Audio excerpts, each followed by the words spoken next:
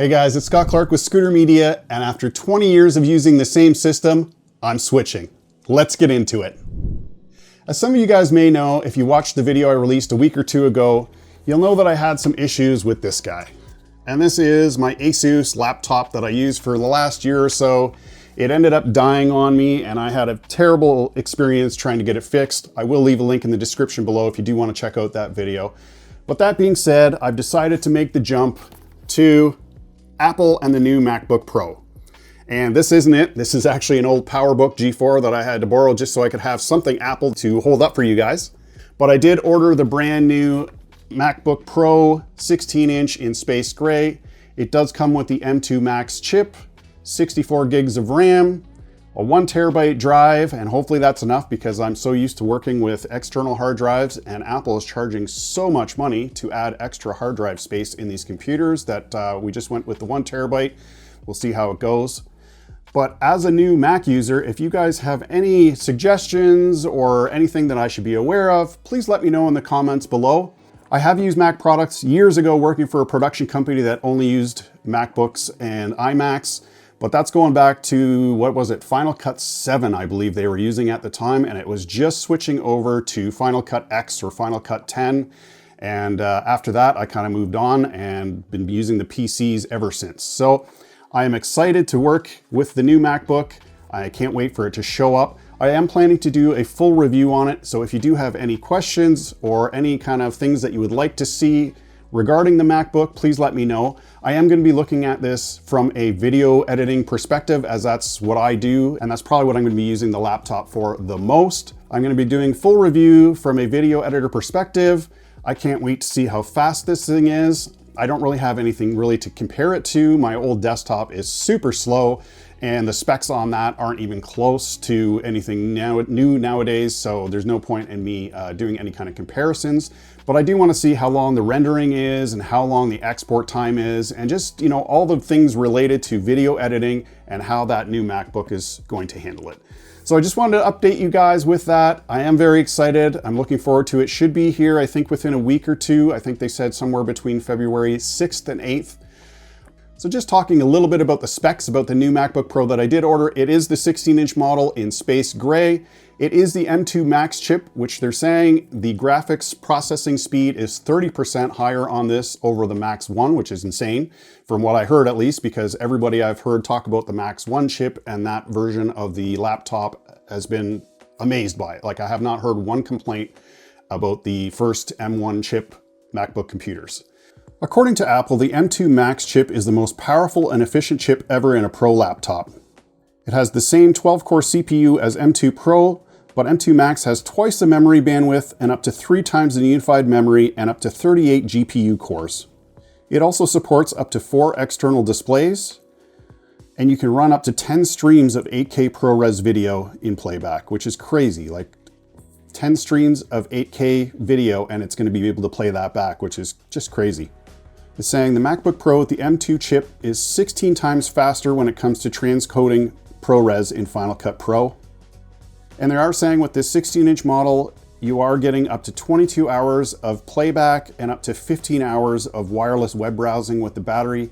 And they're saying this is the longest battery life in a laptop up to date, which again is crazy. And another thing I've heard from multiple people, even going back to the M1 chip, is the lack of fan noise when they're editing.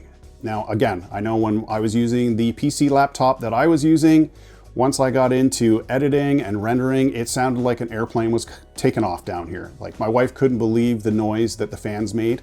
And from what I've been told and what I've been hearing, the fans on these Apple MacBooks barely come on, which again, I don't know how they're doing it. I don't know what kind of magic is inside these things, but from my experience doing any kind of video rendering, editing, any kind of video intensive stuff, the fans just kind of want to take off. So again, another great aspect to look forward to with this new MacBook. They are saying too, with the new MacBooks, you can get up to 8 terabytes of storage, but like I said, I went with the 1 terabyte. Apple's charging about $500 every time you go up 1 terabyte. So you can imagine if you go from 1 terabyte up to 8, that's costing a ton of money. Whereas you can get a 1 terabyte SSD, might not be quite as fast right now, but you can get that for $150, $200, so less than half price. So and we'll see how it goes. Again, this is my first kick at the can with a MacBook Pro, so it's all new to me, and we'll test all these things out. Maybe down the road, if we decide to stick with Mac, we might end up going with more storage, but we'll see. Another thing I am looking forward to is the display. I've heard the displays on these computers are top notch. Again, the only thing I have to compare it to was the OLED screen that I was using on the Asus computer, which I thought was fantastic. But I am looking forward to seeing this Liquid Retina XDR screen. Again, something new for me to check out, and I, again, really look forward to it.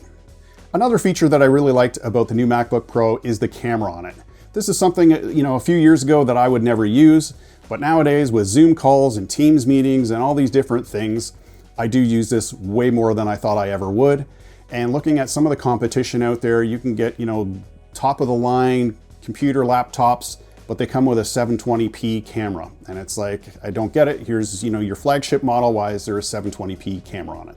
But anyways, the MacBook Pro does come with 1080p camera for doing all your meetings and all that jazz. So again, just another little check mark that it has going for it. The computer also features the new color-coded MagSafe cable.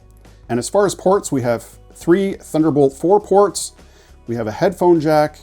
We have the new HDMI 2.1, which is going to allow us to hook up 8K monitors, which is great. And we also have an SDXC card reader, which again, another great feature. I won't have to use my external card reader anymore. Again, it does say you can connect up to 3 Pro Display XDRs and a 4K TV with the M2 Max all at the same time. So you can literally run, you know, have your main screen on your laptop and then 4 other screens. So you're not going to be lacking in any screen real estate. And you can get up to 96 gigabytes of unified memory in a laptop, which to me is insane. I thought 64 was crazy, but 96 gigs in a laptop, I didn't get that, but I would love to see how fast one of these things is fully modded out with all the high-end specs, because 96 gigs of RAM just seems crazy. But anyways, the one I did get, 64 gigs, I'm sure that's going to be plenty for what I need. Again, I mentioned the 1 terabyte drive. That's the only thing that I'm a little worried about. But like I said, I'm so used to working with external hard drives. I've got a couple of those Samsung T5 and T7 SSDs, and I imagine the T9 should be around the corner. It's been a couple of years since they've put out anything new in that front, so they should have a faster SSD for external users like myself. All right, guys, that's it for today's video. Just a short one, kind of updating you on what I'm switching to and why. If you did find value in today's video, please give it a thumbs up. And if you haven't already, please consider subscribing, as it really does make a difference. And I'd love to have you join me on this YouTube journey. Also, make sure to hit that notification bell to stay up to date with everything coming out on this channel. If you are interested in checking out the problem that I did have with my Asus laptop, I will leave a link right here. You can click on that and check out the dreadful experience that I went through with that.